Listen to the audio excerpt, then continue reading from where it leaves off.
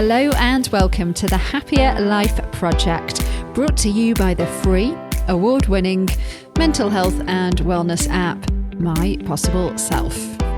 This is the podcast where we explore the science, psychology, and real-life stories behind mental well-being. I'm your host, Gabby Sanderson, and today we're diving deep into a hidden but powerful force that shapes our adult lives, called childhood development trauma. Development trauma refers to the impact of early repeated trauma and loss within a child's most important relationships, usually occurring in the earliest years of life. This kind of trauma isn't always loud or obvious. It can be subtle, woven into the fabric of our upbringing. Emotional neglect we don't remember, an abandonment wound that lingers beneath the surface, and the toxic stress that quietly takes its toll on our well-being as the years go by. Experts call this complex trauma, and its effects can last a lifetime. While it often stems from childhood, complex trauma can also develop through repeated distressing experiences in adulthood. Although that's not what we're talking about today. The weight of unresolved trauma can manifest in our bodies, our relationships, and our mental health, even without us realising its origin. Joining us today is somebody who truly understands this journey, and she's called Linda Meredith. A pioneering trauma recovery coach and the CEO of the International Complex Trauma Association, Linda has dedicated her life to helping people heal from complex PTSD. For Linda, this mission is deeply personal.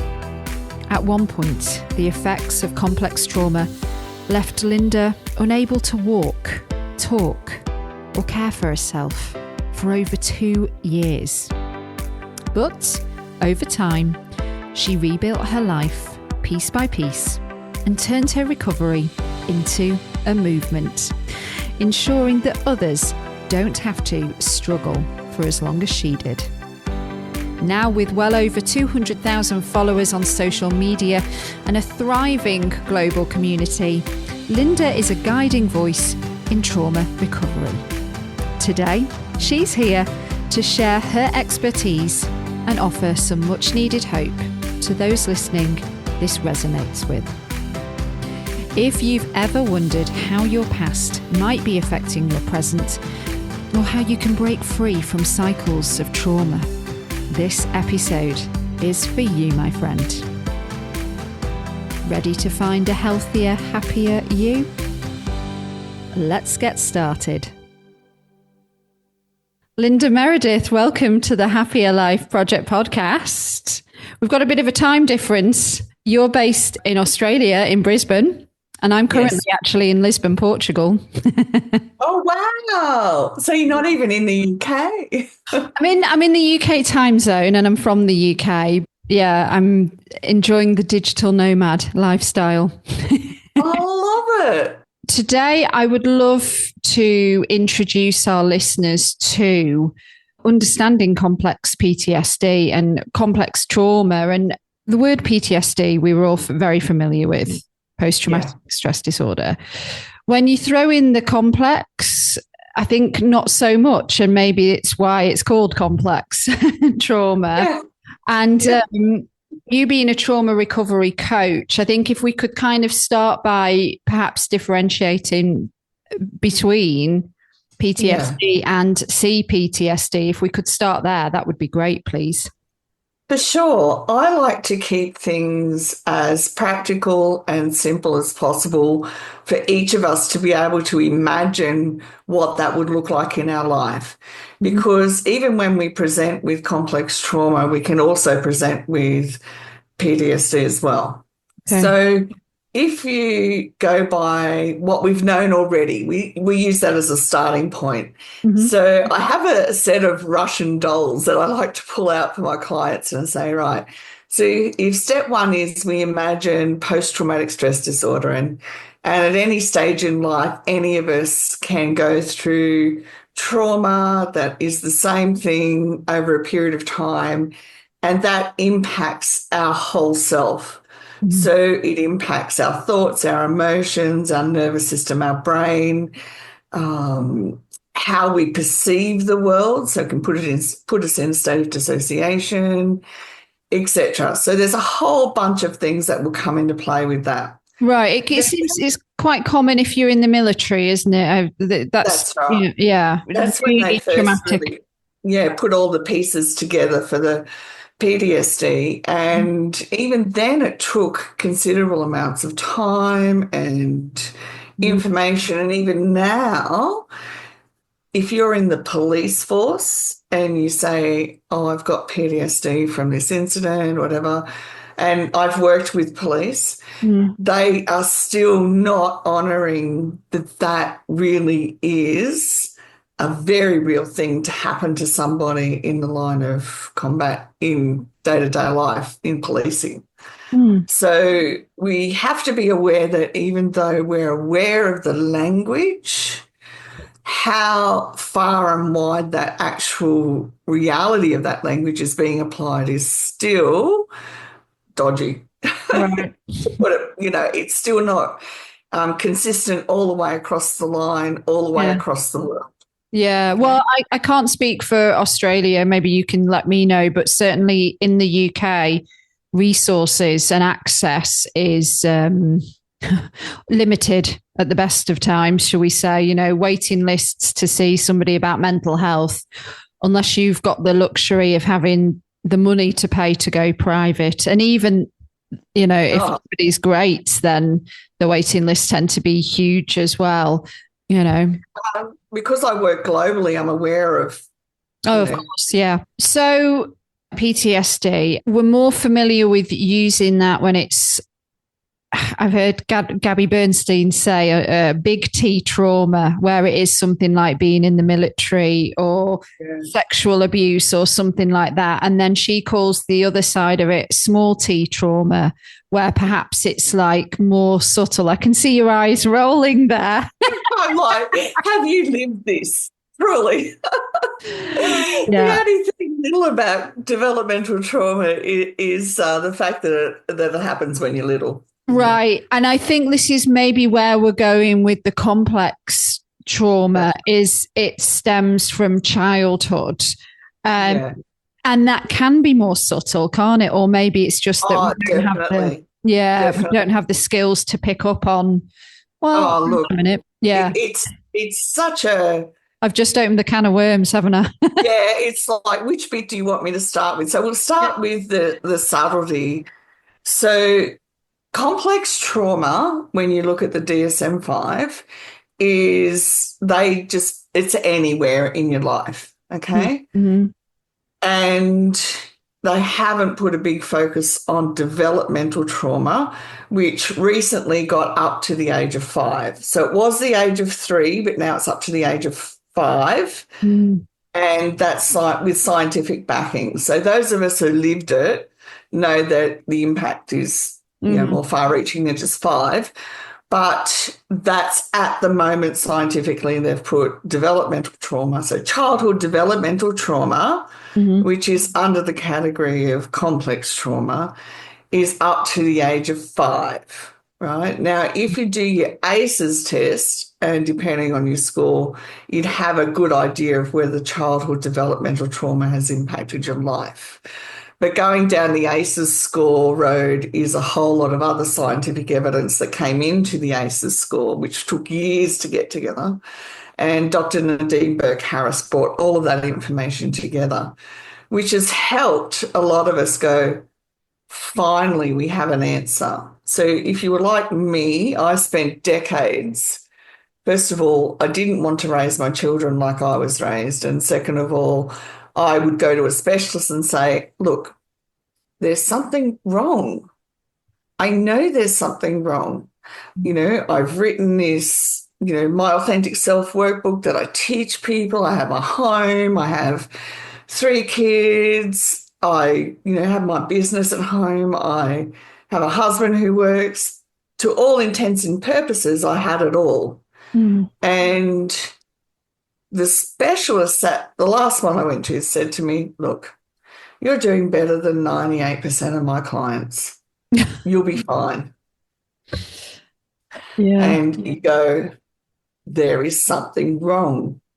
The challenge with complex trauma is because we don't know and we didn't have the language, we can't walk in and say, listen, I'm suffering from anxiety and this is the intergenerational trauma that would have impacted my brain. Mm. And this is the generational trauma from when I grew up that's impacting my brain and I need help. Yeah. Now, the other side of that is globally, professionals, so we're talking psychiatrists, psychologists, social workers, etc., are not trained in complex trauma, as in childhood developmental trauma, Mm. unless after all the masses of studying that they do, they go off and learn about it. Mm. Now, they do minimum 6 years. So the last thing that they've got on their mind after 6 years of expensive study is to go and learn about childhood developmental trauma and then study the neuroscience because it's not the nervous system that's running the show, it's the brain. Okay. Yeah. So Dr. Dan Siegel has done rafts of scientific testing. He's the most amazing man, very gentle and kind. And every form of self-regulation that they've been able to look at, so whether it's regulating attention, emotional effect, movement, our thoughts, our physiology, our relationships, our behavior, Mm. all of those come under self-regulation, and every aspect of that depends on integration of the brain. So if we don't have that, if we aren't working on integration of the brain, then we can't ever get to a stage of feeling internally whole within ourselves and knowing that we can put everything in our life in an order, that we can look ahead and say, oh, if I make this decision, what's going to happen 5 steps after it? And with complex trauma, especially for us when we've come through it in our day-to-day life and we leave home and we go, yes, I'm out of home. Mhm. It's like, great, here's my life. Then, we may or may not get married, may or may not have kids, but somewhere around the age of 38, it often just hits us sideways out of nowhere. Now, that could be that it hits our health, seemingly out of nowhere. Like for me, it meant that I went into menopause at 38 Mm. and around the age of 45, I ended up having a hysterectomy. But also during that time, because of the health issues that came up, I ended up bedridden for 2.5 years and couldn't walk, talk, eat, bathe. I had a full-time carer and it can literally wipe us out. Mm. Okay. The toxic stress Mm. from the complex trauma, childhood developmental trauma, just makes us so unwell. And I've had the privilege of now talking to quite a number of people of varying ages who get to a stage when they're, especially in high corporate jobs, and their brain just breaks and they can't move, they can't function. It's like, what the heck happened? Yeah. Here I am in a high corporate job and why aren't I functioning? And it's different for all of us and our relationships. Oh my goodness. Yeah. The developmental trauma impacts our relationships in ways that we would never even begin to imagine because it's all within us and it's driven by the brain. And it doesn't matter how much you read on social media about you should have seen the red flags or this is why it happens because it's what you've known. The bottom line is until our brain's integrated, we won't even see any of it. We Mm. won't. We just won't. We can't. It makes it impossible to see all the things that we're currently told via social media that we should see. I have so many questions to follow Go up for with. it. I'm scared I'm actually going to forget them. But I do just want to go back to, could you give some examples of what that kind of trauma could look like for if it development, I can't even say the word, but Developmental trauma. thank you. Yeah, up to around age 5. So what is it what is it that's being absorbed? So what's happening up to age 5? Significantly, one of the things that we need to build a deeper awareness around is emotional neglect. Now, emotional neglect is not something that we can even remember as an adult. We don't look back and think, oh, I was neglected, because of the part that our brain plays in all of it is to protect us. So it's hard to look back and say, oh, my parent or caregiver didn't see me, so they didn't build into my life who I am. Okay? It's easy to see things like externally, I didn't get food. I wasn't clothed. I didn't have a roof over my head. I wasn't able to go to school. My environment was filled with drugs, alcoholism. All of those external things we can point at or direct our attention to and say, oh, I can see that. I can see that might have had an impact on my brain growing up. Okay? But it's the psychological abuse, the never being seen or heard or listened to. Okay? It's the fear that develops from that after we leave home, we think the fear will go because we're not in that situation. Okay? It's the anxiety that comes from not knowing how to socially engage. Okay? So we can go from childhood into even teenage years where we can look at our life and go, yeah, when I went to high school, I had no idea how to interact with anyone. So it's as early as that we can at least look back and say, there were skill sets missing from my life. Yeah. I know the abandonment wound is a big one. And I mean, it could be for many reasons, right? It could be that the parent has to just work round the clock to keep a roof over the child's head.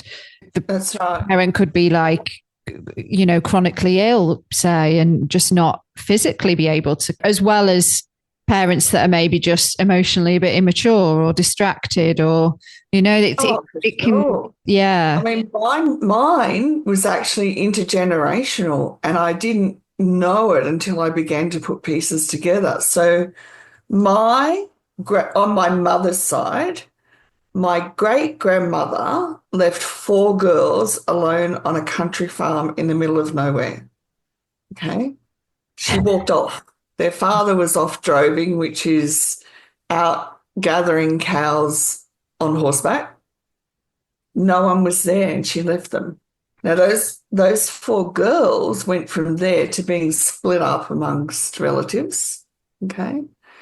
And then my mother bore the impact of that. Now, this is when the mother wound begins to come in, because her mother had all that distress.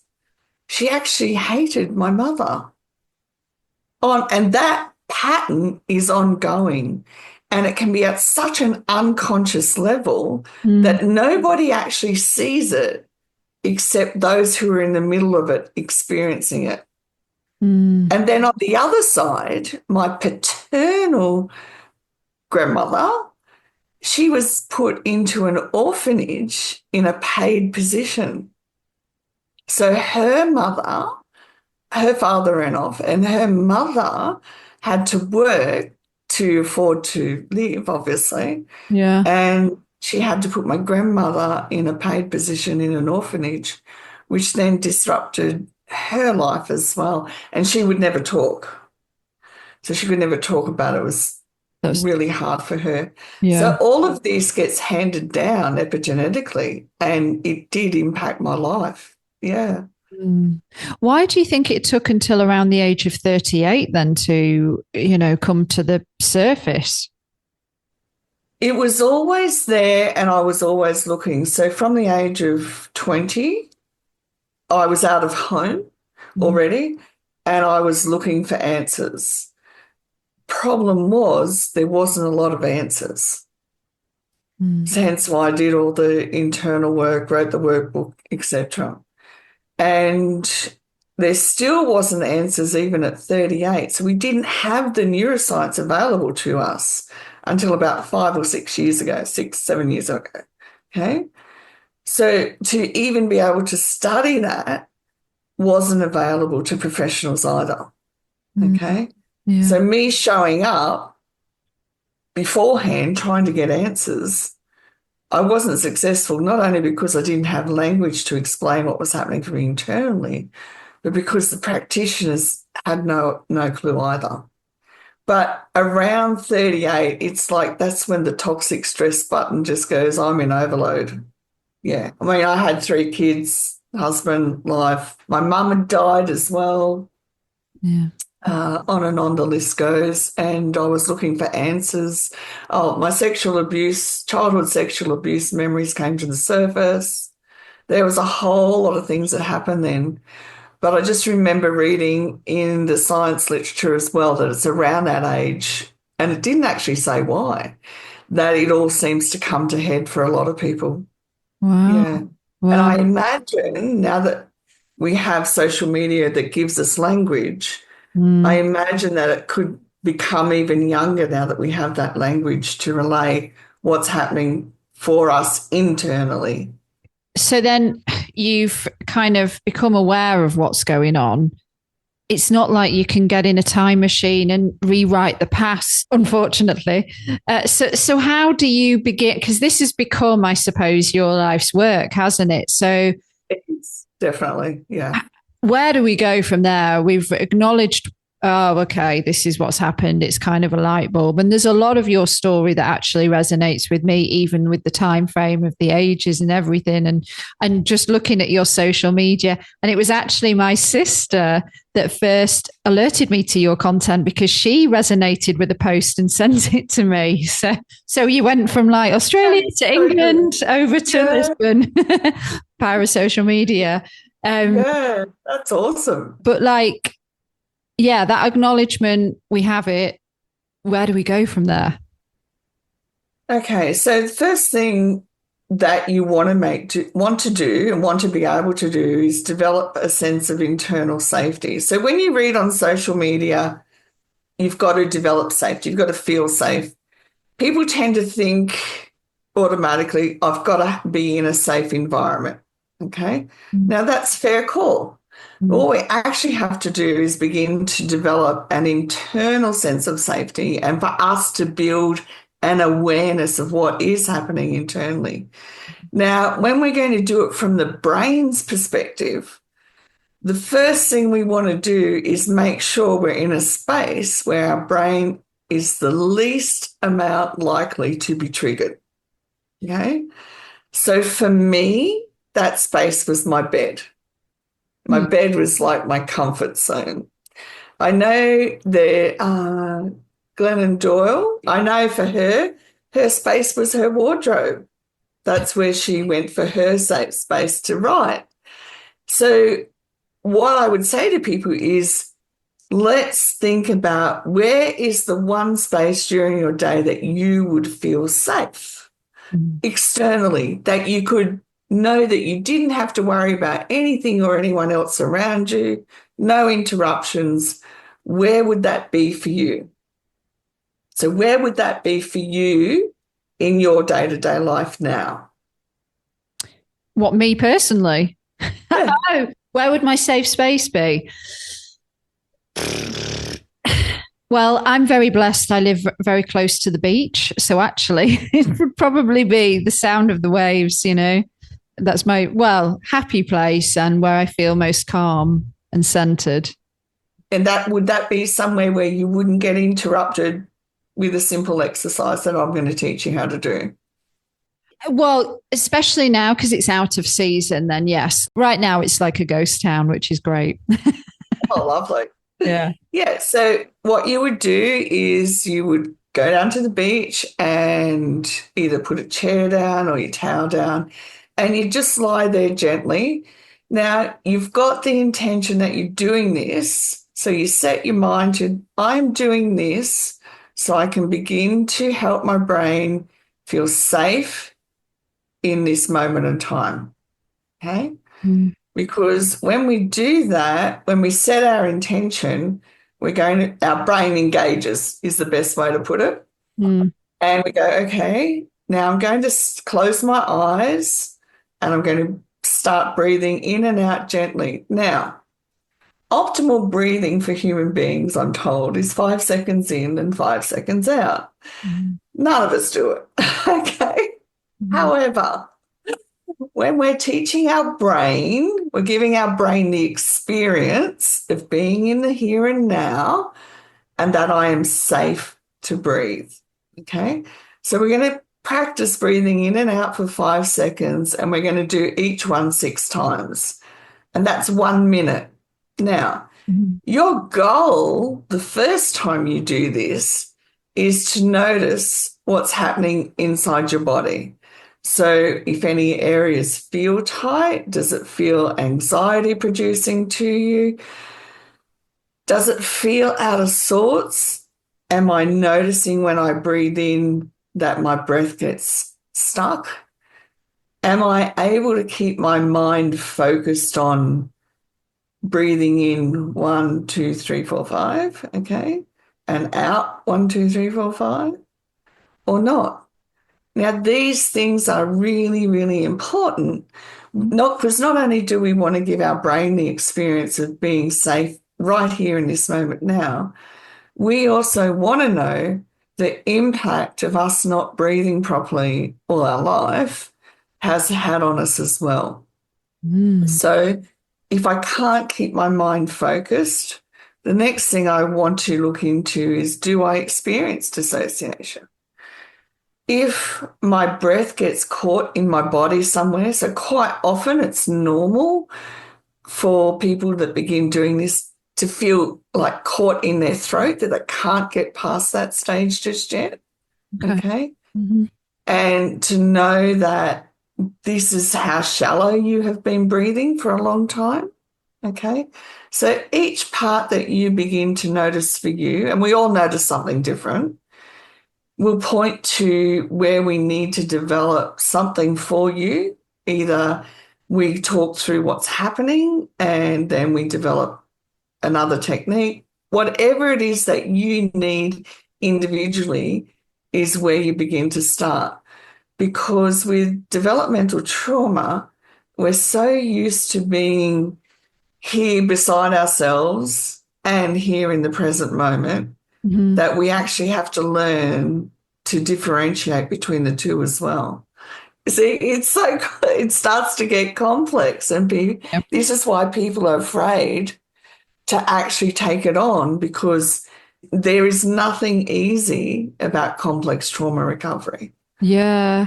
And I think like there's an element of loyalty and guilt. Parents are still around, maybe, or that's when the person who's working with you needs to be able to say to you, first of all, we've got to work through differentiation about being able to separate you as you are from your parents. Now, in order to do that, we have to help you develop a sense of self, all right? Because when we come out of families and we've experienced childhood developmental trauma, one of the things we don't have is a sense of self.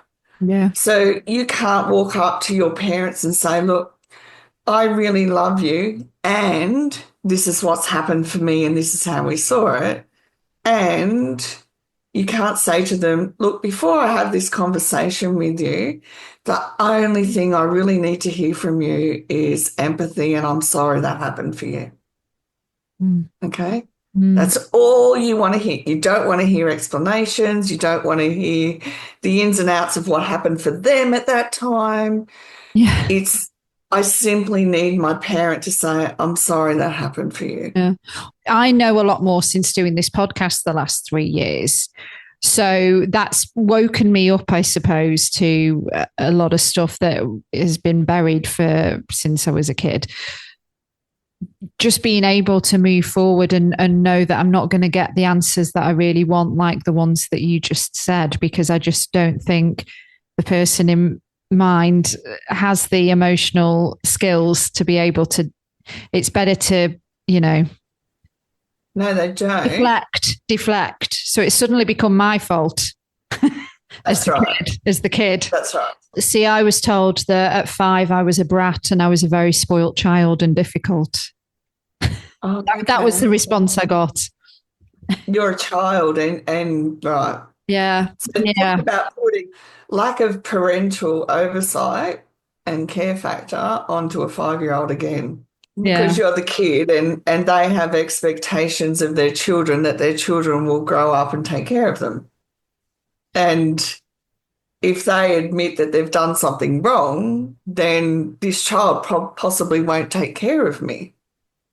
Okay, so we get put in the center of not only having to face the reality that things were, am I allowed to swear?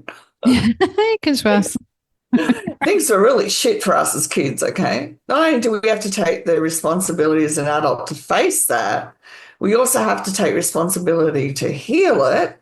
And then we have to get into a space where we are at peace with all of it. And we can, I am.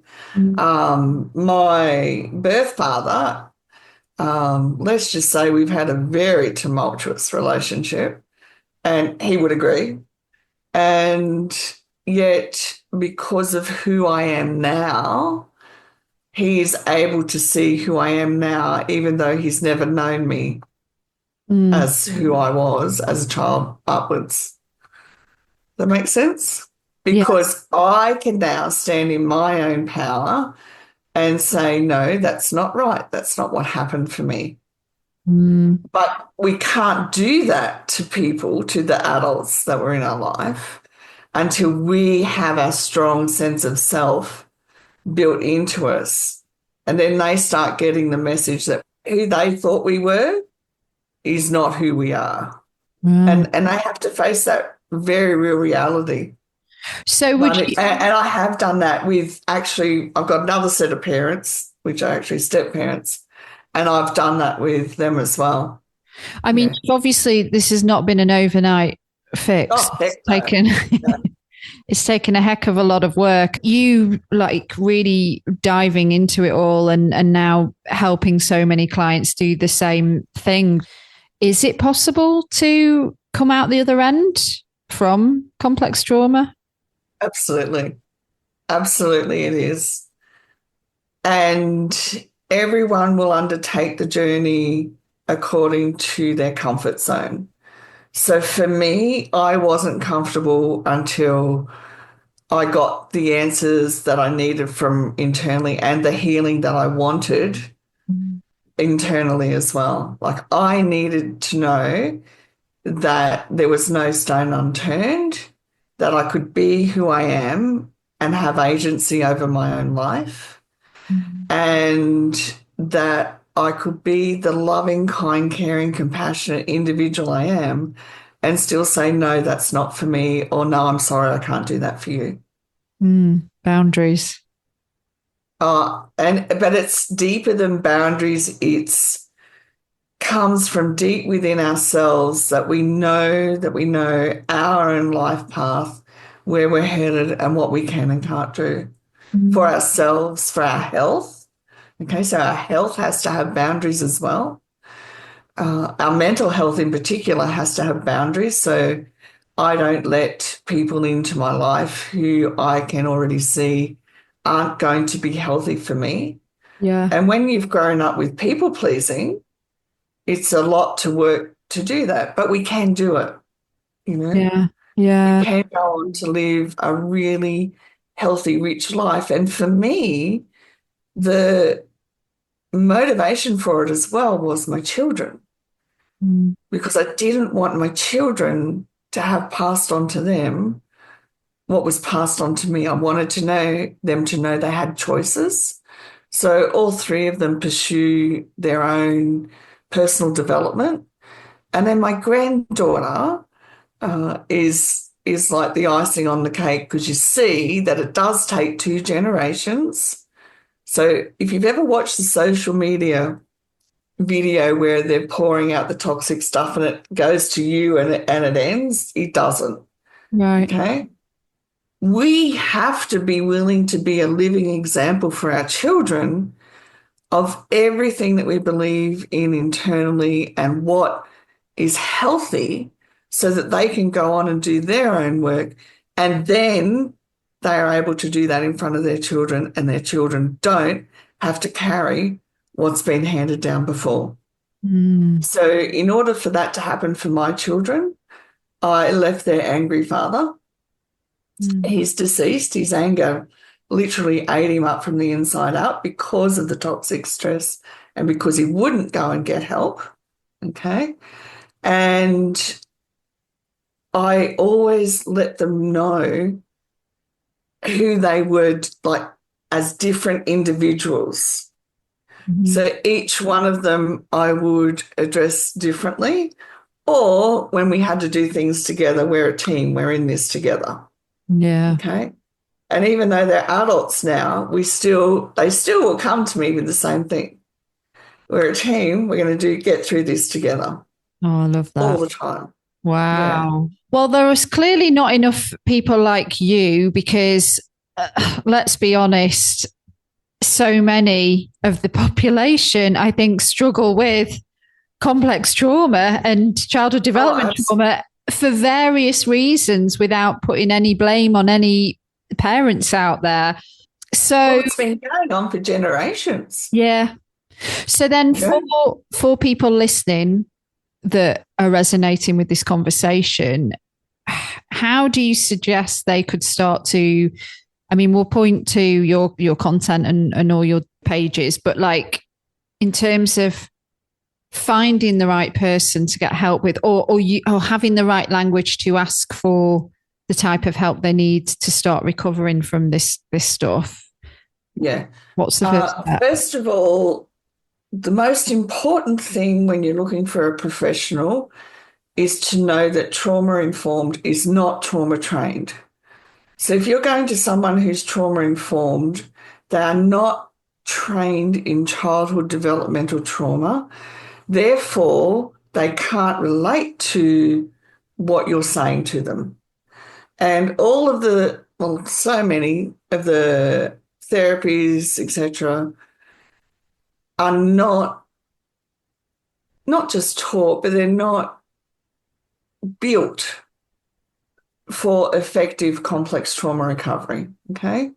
So you want to know when you're seeing someone, first of all, are they actually complex trauma, childhood developmental trauma trained? And you want to ask questions about what they've been through. You don't have to know the ins and outs. And, are they doing their work themselves? Okay. Because I see a lot of people who say, I've been to this therapist and they just didn't understand it. I'm so glad I'm here with you because you actually understand what I'm saying.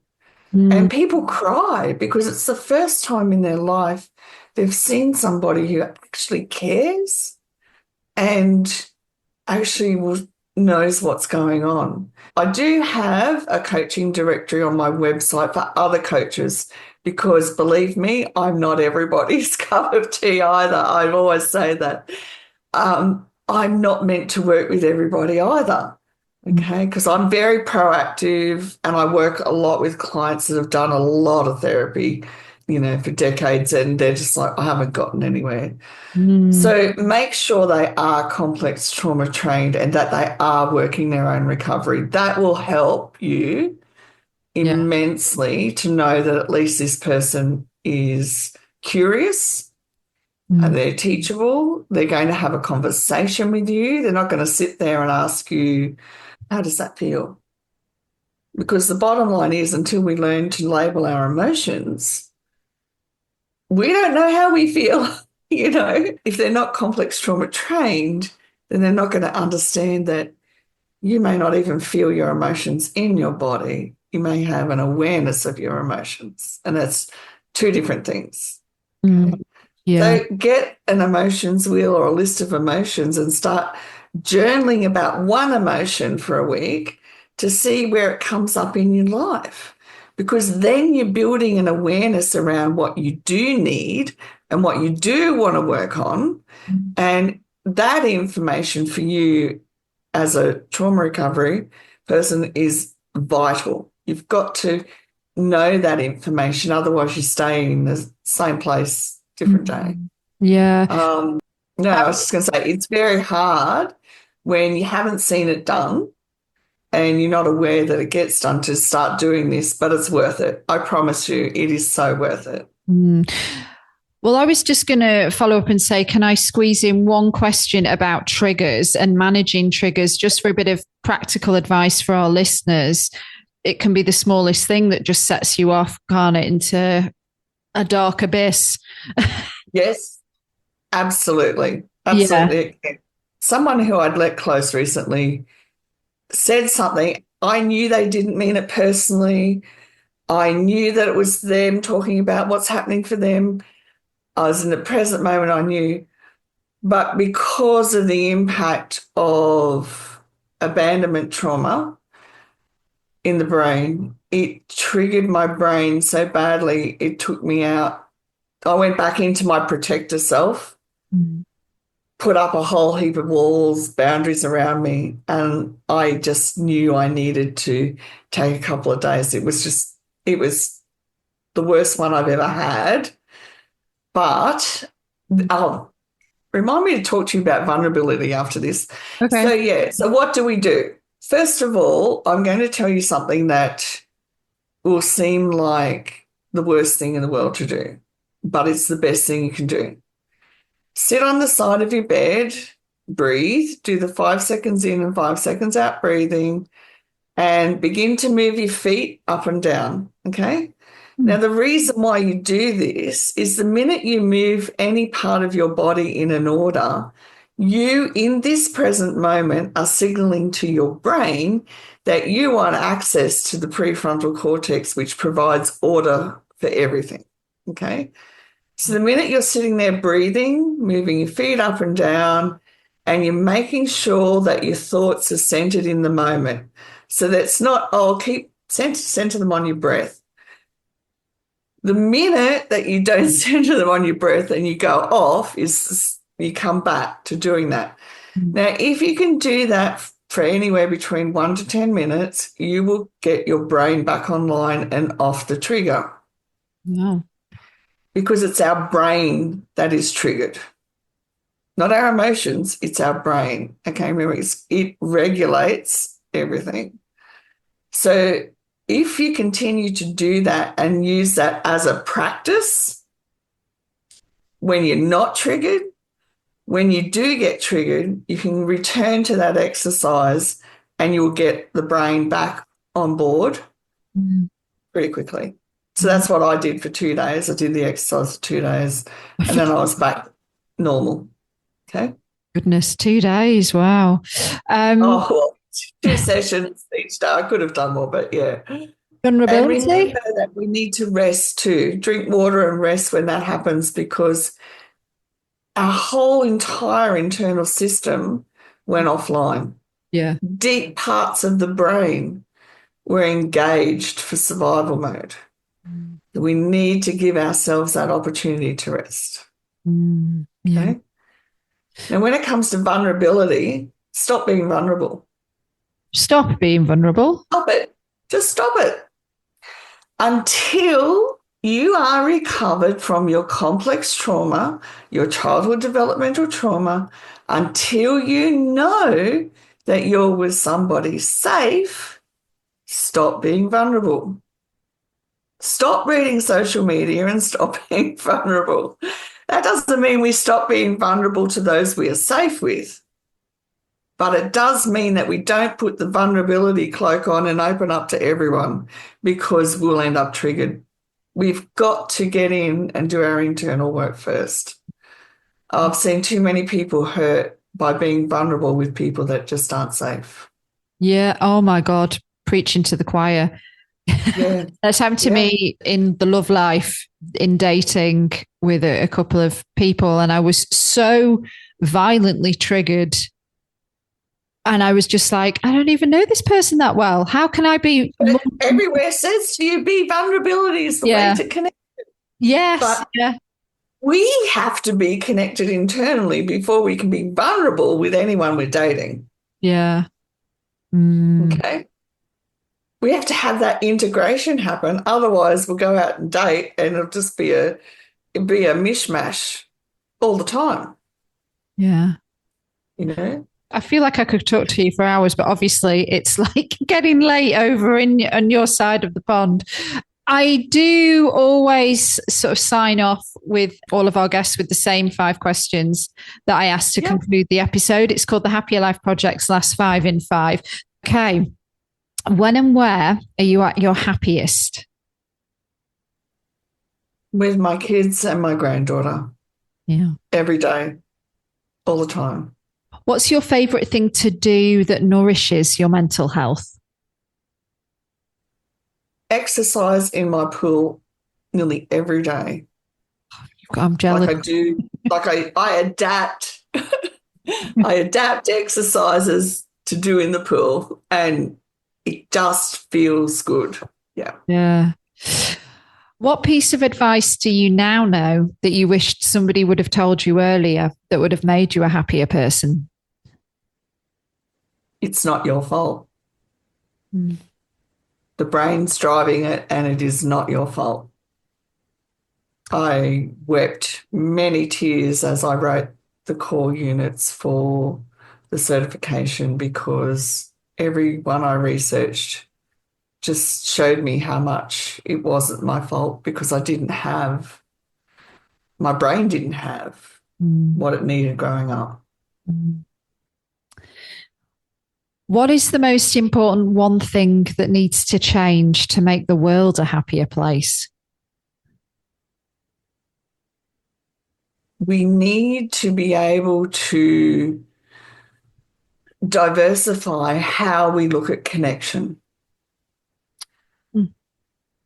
And I believe that we need to do it now.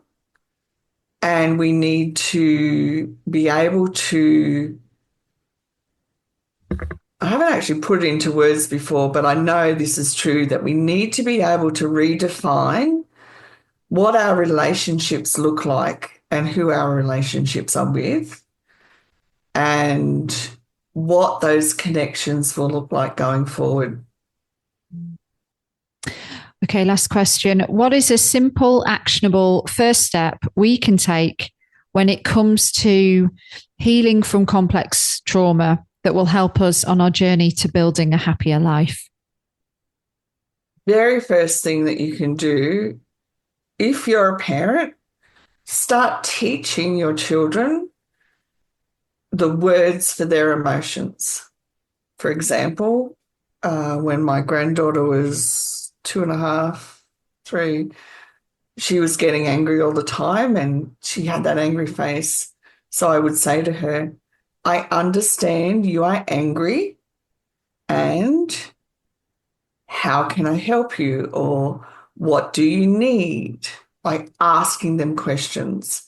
Now, the reason we want to do this, and if you're not a parent, then you want to just start doing it with friends or family or anyone you see, watching their facial expression and begin to put a language, a word around it, okay?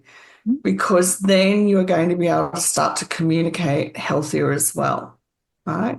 Even say to somebody, what's the emotion on my face at the moment, okay? I'm smiling because we were at karaoke the other night and my face just sets all the emotions across it when someone comes up to sing, apparently. But if we do it for our children or the children around us, then we will find it easier to begin to recognize and name our emotions too. Wonderful stuff. Thank you. For more on you, Instagram, you've got quite the fan base. That's Healing from Complex PTSD. Yep. on Facebook, you've got a complex trauma peer support group. Yeah.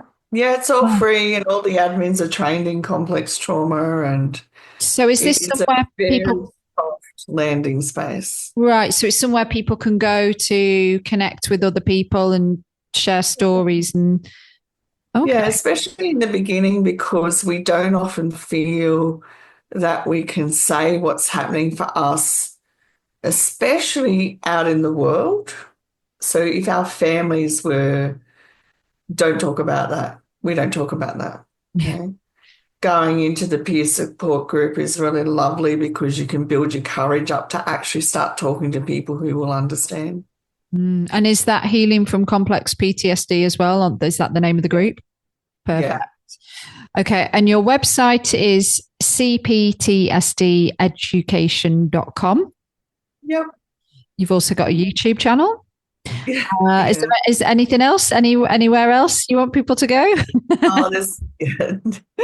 That'll be a good start. Linda, Meredith, thank you so much for today, and thank you for doing what you're doing. It's very important work.